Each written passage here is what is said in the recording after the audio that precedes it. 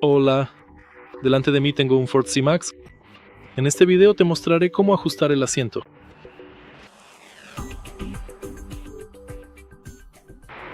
Primero, echemos un vistazo al asiento del conductor. Ahora, usando esta palanca, puedes cambiar la altura del asiento. Esta rueda te permite cambiar la posición del respaldo del asiento.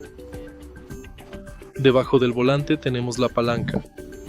Gracias a ella podemos cambiar la distancia del asiento.